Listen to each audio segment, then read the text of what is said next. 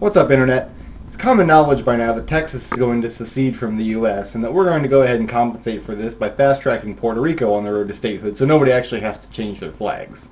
There are lots of other states you might not have heard about though, states that we almost had or states that we don't have yet. Take for instance the state of Sequoyah, which would have been comprised of what is today eastern Oklahoma. In 1902, the 5 most prevalent Native American tribes in the region banded together and petitioned for statehood on what was then known as the Indian Territory to enter the Union at the same time as the state of Oklahoma. But some East Coast politicians got nervous and didn't like the idea of adding 2 more western states, so they pressured then-President Teddy Roosevelt into killing the idea. Which to me sounds like BS, because I figure the only thing you get if you applied any pressure to Teddy Roosevelt is a big stick, followed immediately by a big stick. So because of political rigmarole, Sequoyah and Oklahoma were only allowed to join the Union as one entity. And, just for kicks, they went ahead and threw in that awkward panhandle. We very nearly had a Mormon state, which would have comprised most of the American Southwest.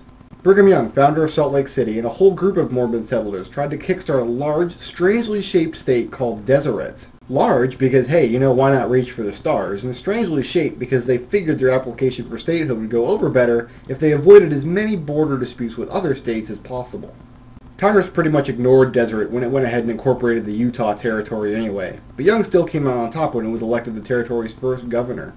So there are states that tried to form but couldn't hack it. Some would-be states have tried exactly the opposite. They tried to carve territory for themselves out of existing and already established U.S. states. Back in the late 1930s, you had a bunch of country folk who live out in the middle of nowhere who decided to take parts of Wyoming, Montana, and South Dakota and make a new state for themselves called EPS Orca. These guys had a governor, a capital, EPS Orca issued license plates, and even elected Miss EPS Orca 1939. This plan kind of faded away when people realized that the proposed state would have a population of, well, Miss EPS Orca 1939. More recently, you've got the state of Superior, which would encompass that northern half of Michigan that nobody really notices. Cut off from major urban areas like Lansing and Detroit, citizens of Superior cite cultural and geographical differences in support of their claim. Personally, I think these guys have a pretty good case considering their state's already cut in half as it is. Similar complaints have come out of sparsely populated northern California, who want to band together with southern Oregon to create the state of Jefferson. These guys are still serious about it to this day. They've even got their own website. Jefferson's biggest push was in 1941. They elected a governor and blocked off some highways, and probably would have gotten national media coverage if that pesky Pearl Harbor attack hadn't cast such a large shadow over them. Okay, so complaining a lot and walling yourself in and declaring yourself your own state, that's pretty impressive, but what about declaring yourself your own nation? That's exactly what the Republic of Lakota is trying to do in the Great Plains region.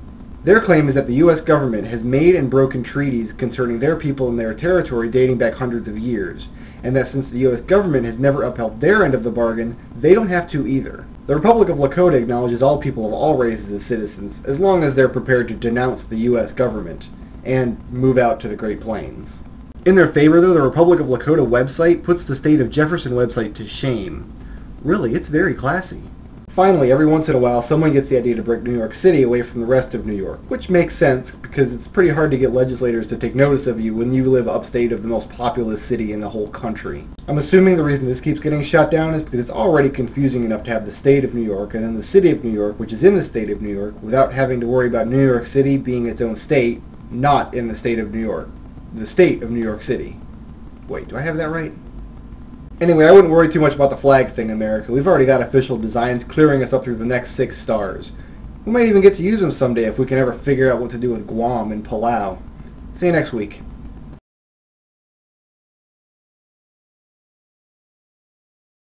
Personally, I think these guys have a pretty good case considering... Shut up!